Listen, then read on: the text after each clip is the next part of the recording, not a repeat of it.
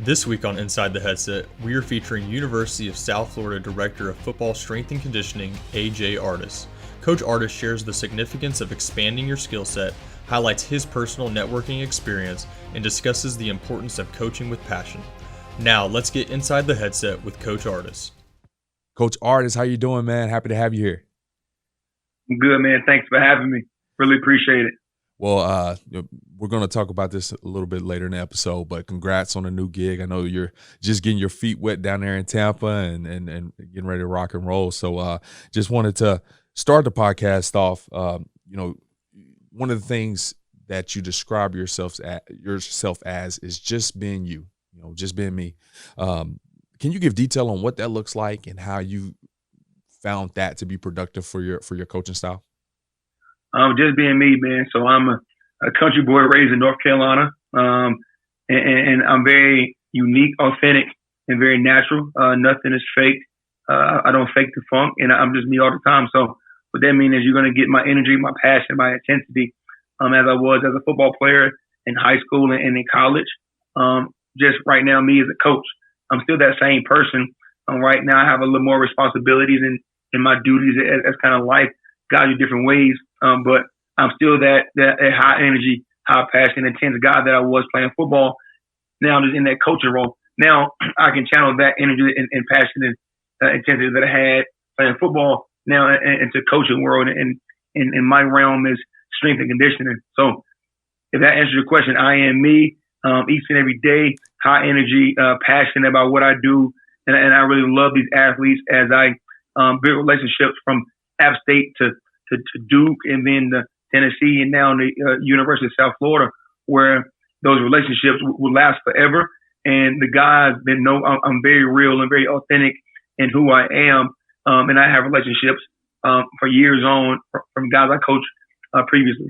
That's awesome, Coach. Now, I do have two follow-up questions. One is just out of my personal curiosity. Now, you said you're a small-town country boy from North Carolina. What town are you from? Eden, North Carolina. Eden, North Carolina. Okay, I spent a little time there, and I'm not familiar with Eden. Okay, so you must be real small, a little dot on the map.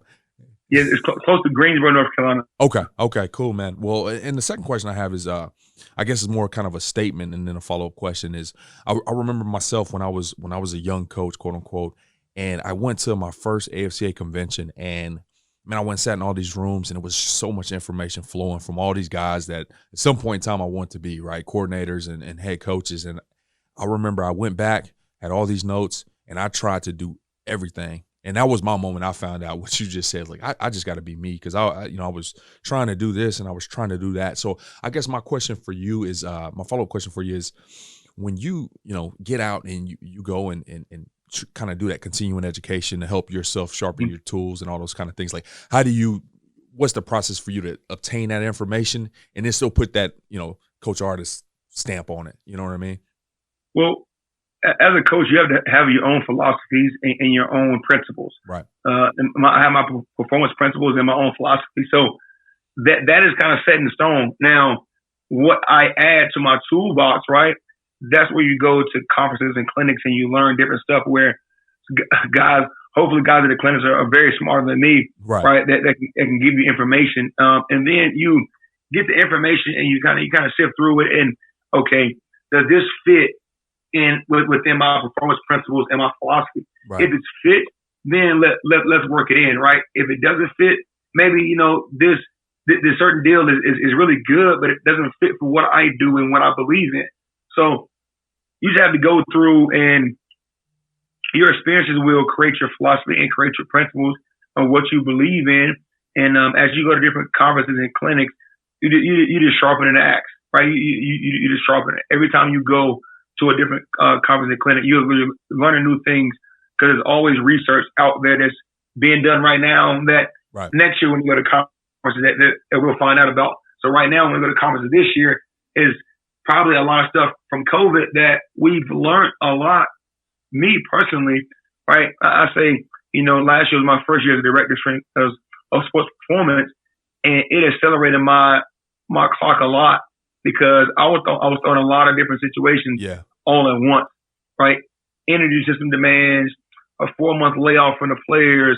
It was a lot of stuff. So as you go to clinics and conferences, you got to decipher what fits you, what doesn't fit you, right? And saying the stuff that doesn't fit you is not always bad. It's always good information if it doesn't fit what you do. So Right. you got to be who you are first, know who you are, principles, philosophy, and then you can start adding stuff into your toolbox. I love it, Coach. That's great. Now, going to rewind it back a little bit. You served a little time as working with the Duke's field hockey program, and then you also spent some time at Appalachian State working with the golf team. Now, I know that's a little bit outside of your realm of expertise, but I know, just knowing a little bit I know about you already, that you made that your expertise very quickly. How did getting out of your comfort zone, working with some new groups, going to go explore what helps them, be better as athletes, how did that help you become a better football strength and conditioning coach? Well, the first thing I did was field hockey. Even going back to Appalachian State, I had field hockey there as well. Okay. So going into as a graduate assistant, say, hey, you have field hockey. Man, what is field hockey? Exactly. So the first thing I did was I went to YouTube and I watched 4 or 5 field hockey clips, 20-minute clips of kind of the game and kind of how it's played and kind of the positions that athletes are in. So to get a better understanding of how I want to train those girls. And my thing is, if I'm not preparing you to be, 1, injury-free, and 2, to maximize your potential in that sport, what am I doing? So I started looking at different golf strength coaches and just learning about rotational power. And then field hockey, we did a lot of pulling because the game is played in an anteriorly rotated position. So I just wanted to learn kind of what that game demanded from the energy system standpoint, conditioning standpoint. How can I maximize those young ladies' potential? So I did research and trial by error, right? I just keep on doing stuff and changing it up and doing it. And then by the time everybody's an athlete, right? Male, female, everybody's an athlete. You still have to be strong, still have to be flexible, still have to be mobile, right? It is different kind of levels to it. And you know what? Some female athletes have better form and technique than our male athletes because they listen a little better, right? Absolutely. Males have a lot of egos. I need to put that weight on the barbell, right? Right. Females, hold on now, coach. Let me do it the right way. Right. Then I can start adding weight. So that helped a lot as far as me and the patience and coming into it straight from playing football to a graduate assistant. I didn't know, right? I thought that I had to train, females differently from males, and we use some of the same exercises and programs, and it's just a 500-pound squat max is going to be different from a 200-pound squat max. So relative strength is, a little bit different, but athlete's an athlete, right? Right. So I learned and I adapted and I trained those girls at App State and a golf team at App State, and when I went to Duke. I helped out there as well. And Duke was, I want to say, top 10, a top 5 program the whole time I was there. So I learned a lot there because anywhere you go on a national stage, if you're ranked in the top 10 or something, man, you're doing something right. So how can I go and learn from that head coach, learn from those players, because it would help me moving forward, because, it's championship level programs. They're playing in the Final Four. They're playing in they're the top 10 team, number 1, number 2 seed. You know what I mean? So you're playing in high caliber sports, a high caliber atmosphere. How can I learn from those females and those sport coaches to sharpen my axe even more and help me be a better football strength coach? Right. Now, I want to throw this back. I know I said we're going to wind it back. I want to throw it back a little bit further, right? You walk in, you play at Campbell University over there in North Carolina. And you walk in as a skinny arm, skinny kid, 185 pounds, wide receiver. You walk out as this big jacked up tight end. And this is a little bit of a part of the reason that you got into the strength and conditioning program. Just talk, you don't have to get into details about, every last thing, but, just talk a little bit about how, maybe that transformation assisted you in, number 1, how you coach today, and then number 2, your passion and love for strength and conditioning. Well, going into my senior year of high school, me and my brother started lifting weights. I really didn't know what we were doing. We went in, one day we did squats and all lower body, next day we did all upper body, Next day we did chest and triceps and biceps. We were just trying to learn, like we knew we needed to lift weights, but we didn't like know how to. Right. And in my high school, we didn't have a strength and conditioning coach, so we were just throwing some things together. Like we did 5x5 of every single thing, and we just recorded it, and we increased the weight each week. That's kind of how we knew we were getting better. So that's kind of what we did. So by the time I got to college, I was pretty strong, right? But I wasn't really big because I had been doing the same exact workouts for that long of a gap. And the only thing I was increasing was the weight. So my hypertrophy, I was getting stronger, but I wasn't really getting bigger because of kind of the rep schemes that we were on. So when I got to college and I got into a structured training program, so from that process, I love lifting weights. From that, me and my brother going after the game on Saturdays, we used to go to the YMCA and just lift for 2 straight hours Saturday after game. So I fell in love with the process. And then even going a little bit further, my senior year of high school, on Mondays, we went to the YMCA. I squatted. On Tuesdays, during the week of football, I did upper body. On Wednesdays, I did some deal. And on Thursdays, I did like a pump session, like a curls and triceps to try to look big on my jersey for Fridays. So I fell in love with the process. So when I got to college, I already loved the process. It wasn't a grind. It wasn't a stretch. You didn't have to pull me to the weight room. Yeah. I already loved that process. So I got stronger. Now, then I'm on a regimented program, a structured program with the strength coach. Now we have a nutritionist. Now we have the dining hall facility. Right. Now we have protein shakes. Now we have PB&Js.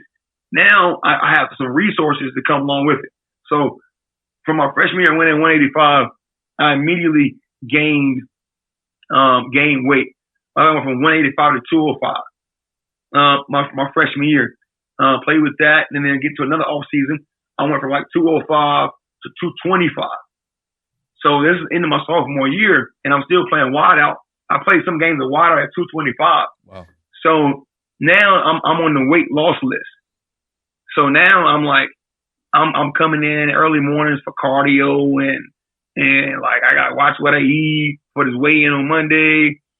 So I'm like, hey coach, like I seen where the kind of the game was going. Well, we looked before where the game was going with the tight ends and the flex out positions. I was like, hey coach Meadows was my coach at the time. I was like, hey, what if I play like the H-back tight end role? Because at that point, I was one of the strongest guys on the team. I was stronger than all the tight ends. So I was like, coach, I'm 225. These guys are like 240, 250. But I squat more, I clean more, I bench more. Why can't I play that? He was like, you really want to? I was like, yeah, because I think I can bring an extra dynamic to the field. Because now you could put me in that tight end position and you could put the other guys out flexing my wide. We can get more skilled players on the field at the same time. So he really bought it. He was like, if you really want to do it, but if you're not 240 by the season, I'm not going to let you do it.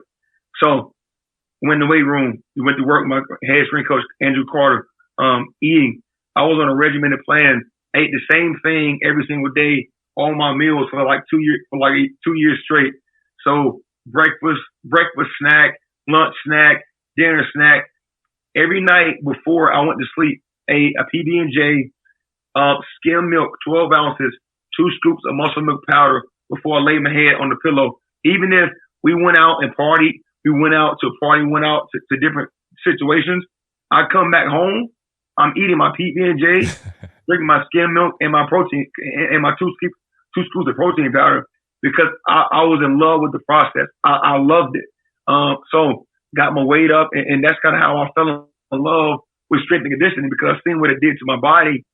And now, like my junior year, my senior year, I'm starting to ask the head strength coach, hey coach, now why are we doing the 5x5? Why are we doing 5x8? Why are we doing this? Why are we doing that? And you coach us and you learned this stuff. Can you teach me this stuff? So I became an intern there when I was still playing. Became an intern. Started learning at an early age. Started learning what to do, and I knew going into my senior year that I wasn't going to go to the NFL. So after each game of my senior year, I went and shook every strength coach's hand after the game. Hey, coach, my name is AJ. Or I'll ask one of the players, hey, where's your strength coach at? He's right there. Hey, my name is AJ Artis. I want to be a strength and conditioning coach when I'm done playing. This is my senior year. If you have any graduate assistant spots come available at the end of the year, please keep me in mind. So that was kind of every coach. And one first game or second game of the season, we played Appalachian State, and I went and I shook the head strength coach's hand, and I applied for a job there at the end of the year. And he remembered me coming to him, shaking his hand, and introducing myself. That's kind of how I got my foot in the door. So I kind of knew I wanted to be a strength coach kind of my junior year of college and going into my senior year. I was just fascinated with the process, and okay, now I need to learn the details, the ins and outs of why my coach is doing this and that. So it's kind of how I fell in love with the process. Man, that's crazy. That's amazing to me, because the question starts off, or your answer starts off with just you and your brother trying to figure it out, trying to figure out how, what to do with these weights and how to do it, and it ends with you establishing how to network as a senior in college. Nobody pushing you in that direction, just your own passion, just motivating you to go across. And next thing you know, a couple of years later, you're at App State, and a few years later, you're a 26-year-old director of sports performance. And people often wonder how guys can have success that early, and that's why you're on a podcast, to be brutally honest with you. And I don't know if I had a question there that was really going to get to that answer, and all of a sudden it's just a follow-up question about you picking up some weight leads to that. That's awesome, man. I mean, that's I know this podcast is built for football coaches, but the strength and conditioning realm ties in so heavily. That's what this profession is all about. Networking and having a passion to, for your work. So that's awesome, Coach. And, talking about being a 26-year-old director of football and sports performance over there at Tennessee, I just wanted to ask you, you're young at that age. Clearly you have the passion for it. You have the knowledge for it. Otherwise you don't have that role. It's such a big program. What advice would you give for not just young strength and conditioning coaches, but just young coaches in general that get put in these roles of leadership? And oftentimes you look to the left and look to the right. You got guys that maybe have been around the game a little bit longer than what you have, but you're in charge of them. And approaching that sometimes can be intimidating. What kind of advice would you give to them? Just keep pushing. Don't put limits on yourself. I knew early on as a graduate assistant that I want to be a head strength coach. Right. Now, I mapped out a 5-year plan when I was at Campbell as an intern. My 5-year plan at year 5, I wanted to be a director of strength and conditioning somewhere. Okay, so year 1, I was a GA, and I said, okay, how can I accelerate the process? Year 2, assistant strength coach at Duke. Year 3, assistant strength coach at Duke. Year 4, assistant director at Tennessee. Year 5, assistant director. Year 6, director of football sports performance. So I was 1 year off in my 5-year timeline, but hey, map it out. Have a 5-year plan. If you're in year 3 or 4 and you're not going towards your 5-year plan, or you're way off from it, hey, sit down and refocus and get back online, because I knew at an early age that I wanted to be a director of football for sport performance. And as a graduate assistant, I knew I wanted to be, so I was in all those meetings with the head strength coach, asking questions. When I got to Duke, I was asking, hey, can I go to staff meetings? I got to Tennessee, same thing. Craig Fitzgerald was there before me. But hey, coach, hey, can I go with you to staff meetings? I want to know. I want to feel the whole process of what it feels like to be a head strength coach, and I want to learn, because that's what I want to do. And here at South Florida, I have a punter that's 27 years old, so same age as me. Another punter is 31 years old. Okay, so I got players the same age as me, and a player that is older than me. Wow. So it's just from early on, leaving Campbell University, Andrew Carter told me this: when you go to your next step, one, you can't be buddy with the players, right? You got to gain their trust, gain their respect. Right. And everywhere I've been since there, I've gained their trust, gained their respect. And it's not an age barrier, right? They look at me because actually I can get in, I can clean with them, I can squat with them, I can bend, I can run with them, right? I can kind of get thrown in the fire a little bit with those guys, and I think they respect me a little bit more than that. but I keep it very professional, right? I want to be a mentor to these guys and help them out in life moving forward. But I'm not buddy, man. I'm not, I'm not a friend. I'm a coach. I'm a mentor. And they see me as that because when I come into every situation, I present myself as that. I'm not trying to be your buddy, but I'm not trying to be your friend. I'm your coach, your mentor, to help you out, succeed in life first, and then the football field. Because if I'm not developing you as a man first, I'm not doing my job at all. A lot of people pour it into me, and I want to pour into other people. So that's kind of how I navigated at a young age. And people my age don't put a limit on what you can do at an age. You don't have to be a GA for 2 years. You don't have to be such and such for quality control for 3 years to get that spot. You got to push yourself, man. And God has blessed me with these opportunities. But keep on striving. Don't ever put a boundary or a box of what you can be at what age, right? You just gotta kind of go. Coach, that's awesome, man. And I'm going to follow up on that because you start talking about things beyond, those physical attributes with those guys that you train. But I did want to ask you one more question real quick before we talked about that. You mentioned it earlier in the podcast. You just took the role there at South Florida. Once again, congratulations. Now you're there. What's kind of the first couple things that you got to do to, get the players to rally around you, get you a heck of a strength and conditioning staff? What were those things? And I'm sure you're still in the process, but what are those first kind of to-do list things that you got to take care of as a strength and conditioning coach that just takes a new job? A little admin stuff, right? You got to get the list together, the names, and put them on your list and your spreadsheet. Figure out where we at right now as a program. Like right now, I jumped in the middle of spring ball, right? Where I was leaving Tennessee, and we're in the middle of the all season. So 2 totally different training phases. So figure out where we're at. Figure out what these guys know, what they're kind of accustomed to, and try to make the transition in the middle of spring ball as quick as possible. And how do I get those guys to rally around me? Back to the first question you asked me, being me, right? The same intensity. The same. Right now, I'm still learning all the guys' names, but I'm the same person every single day. Energy, passion, intensity of what I do every single day. So that was the first thing, kind of figure out where these guys were at training-wise, figure out, what movements they're accustomed to right now, because I don't want to go into a whole different a whole different phase right now, but right. trying to keep some of the movements similar and under my philosophy, under my principles, and keep progressing from there. And then putting a stream staff together that one is here to mentor the players and maximize their potential. So you got to have a guide for everything you do, for catapult, GPS, admin stuff, sports science stuff.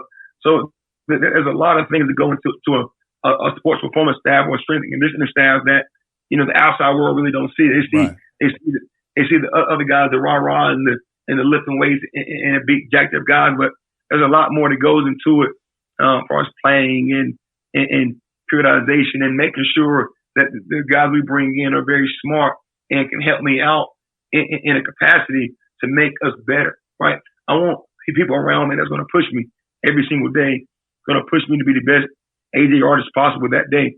Because if I don't, you're surrounding people with people that are going to be yes men. I don't want yes men. I want guys that are going to challenge me and push me and make me better every single day. Because we are here to do a goal, service purpose, and one, get these players better in life, and then 2, maximize their potential. So it's kind of the first couple steps of being a strength coach in a new spot in a weird time, jumping in the middle of spring ball, which is not typically ideal. Yeah, what's interesting about that is, this is probably close to our 200th episode of this podcast. Spent a decent amount of years coaching myself. And so there's not too many moments on the podcast where I'm kind of like, oh, dang, I never thought about that. I never really heard that. But, as a coach, anytime you transition, most of the times it's if it's a full staff, they all come together. It's after the football season. It's obviously before spring ball. You get to come in, meet your players. And, that strength and conditioning is such a different world because I mean, it is year round. You know, even when they're in spring ball, they still have a program. They still have a lifting regimen that they're currently on. You know, even if you catch them on Christmas break, you just got a job. I mean, these guys went home with a packet, you know, a list of workouts, and so it is, you know, never a great time to really be a new strength and conditioning coach. You just got to find that perfect time, and you know, it sounds like you're looking for that perfect time to come realign to make it, you know, the actual program in itself a little bit more what you want, but you're not shocking the system right now in the middle of spring ball with a bunch of new stuff while they're also doing spring ball. So that was kind of eye-opening for me. That's interesting that you brought that up. But I did want to follow up and kind of end the podcast here because you know, every answer, some capacity, you bring it back to the passion that you have, not just to get these guys physically ready to go play a game, but to, you know, help build men of character, you know, people that are going to be successful beyond the game. Because it seems like your strength and conditioning coach was huge on that at Campbell. So, you know, obviously you kind of made a little bit of a connection of where it came from, but I'd love to hear in depth, you know, where does that passion come from, and you know, how have you used that in the programs you've been thus far? And the passion comes from, you know, from within. Is just my close relationship in college was with my strength coach. I spent so much time with him, and he really helped us and molded us, and we still text on almost 2 or 3 week basis, you know, always talking about different things. But, you know, going into it and going to be a graduate assistant, I started learning there where I could impact guys' lives. Right. You know, being at App State, I got people from North Carolina, you know, from the Greensboro area, right, different areas around where, okay, hey, coach, you're from my area, man. Got the same area code. You know, hey, I'm dealing with this. How can you help me out? Like coming up to you and asking you for questions. Asking you questions and you try to give them the best answer you can about life. Now at that time, I was fresh out of college. So 21, 22, trying to give these guys advice on different things. But I learned then that I can be a mentor to these athletes. And I still talk to my athletes to this day from App State. Look, you know, that year, some of the seniors, they were the same age as me. Right. And I still talk to those guys to this day. And that's a bond and a relationship that will last a lifetime. And how many lives can I impact? Like with this coaching, man, is you know, the weight room to me is kind of second because the lives you impact in the lifelong brotherhoods that you have with the athletes that you coach will last longer than, you know, your 500-pound back squat. Because one day the 500-pound back squat is not going to be relevant. Right. Okay. But you as a man, you as a husband, you as a father will be relevant. Okay. So that's kind of where my passion comes from. And how can I fuel these guys? You know, me being young in age and at this role, at this level, I want them to see me at the forefront and look at me, you know, as a freshman coming in, man, coach is pretty young, man. Man, I want to be a strength coach. Man, I want to do this. Man, I want to be a doctor at 24. I mean, I want to be this. How can I keep pushing the envelope to where I'm leading from the front and helping these guys and doing it the right way so they look at me as an influence, as a mentor, and I can keep on impacting guys' lives each and every day. Coach, as long as we got people like you in the business, man, we're going to continue to be heading in a good place. Thanks so much for what you do for our student athletes. If anybody has any questions, I want them to have the opportunity at least just be able to shoot you a tweet or something like that. So if you got a Twitter account and don't mind sharing it, would you please do so? Twitter is AJ Artis, ARTIS 81.